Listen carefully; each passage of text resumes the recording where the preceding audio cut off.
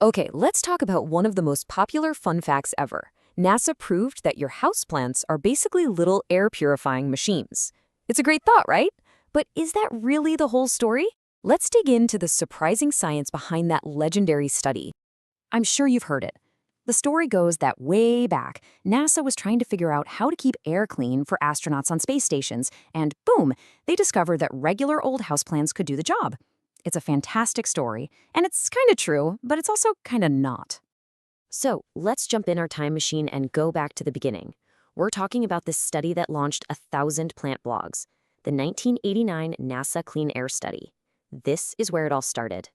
Now, context is everything here. NASA's big goal was to build a closed-loop ecosystem for a space station. They weren't thinking about your apartment. So, this study, led by Dr. B.C. Wolverton, wanted to see if plants could filter out those nasty volatile organic compounds, or VOCs, that leak out of synthetic materials in a totally sealed-off space.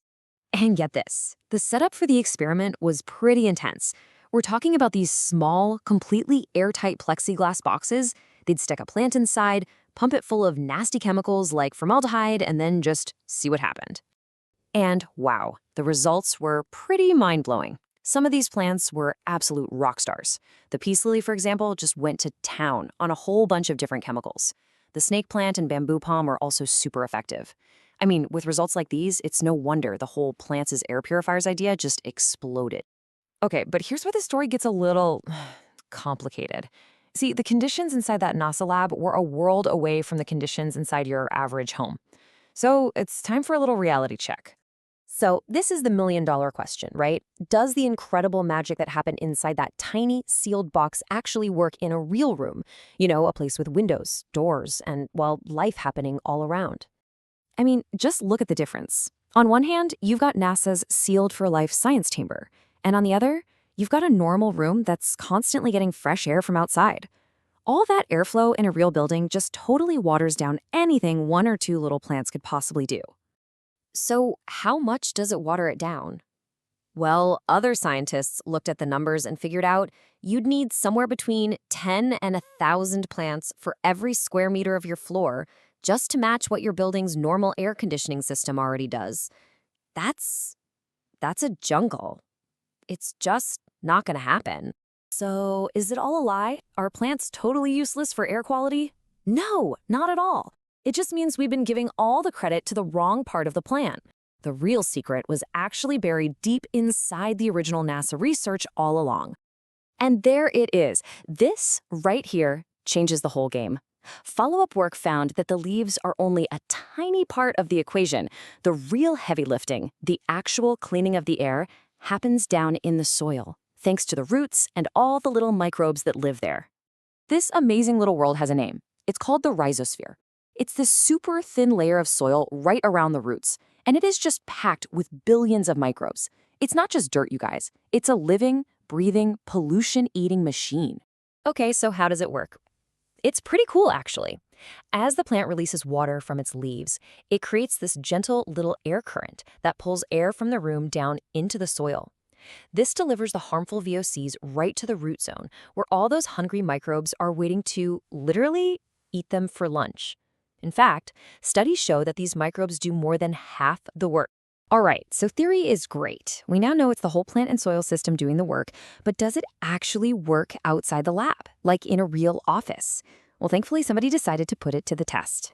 So, researchers in Indonesia found the perfect spot, a newly renovated office. Because of all the new furniture and carpets, the formaldehyde levels were way above what's considered safe. It was the perfect real-world test case. So what did they do? They brought in a bunch of spider plants and peace lilies and just scattered them around the office. Now, they didn't turn it into a jungle, just a normal amount of plants you might actually see at work. Then they started measuring the air. And check out these results. They are wow. After just one day, formaldehyde levels dropped by almost 24%. By day 3, they had plummeted over 70%. And by the end of the work week, the plants had wiped out almost 90% of the chemical. And you know what worked best? Teamwork. A mix of both the spider plants and the peace lilies working together brought those toxic levels down to safe standards in only 3 days. This is real-world proof plants can make a huge, measurable difference in the air you breathe. So, after this whole journey from the legend of NASA to the reality of the rhizosphere, what's the big takeaway? Let's bring it all home and talk about what this actually means for you and your space. So, the big question, can your houseplants really clean your air? Yes, absolutely. But it's a team effort. A single plant isn't a magic wand. More is definitely better. And remember, the real magic is happening in the soil, so healthy roots are key. Try getting a variety of plants, since different ones are good at different things. And hey, even besides all this, we know they're great for boosting your mood and reducing stress. It's a win-win. It's wild.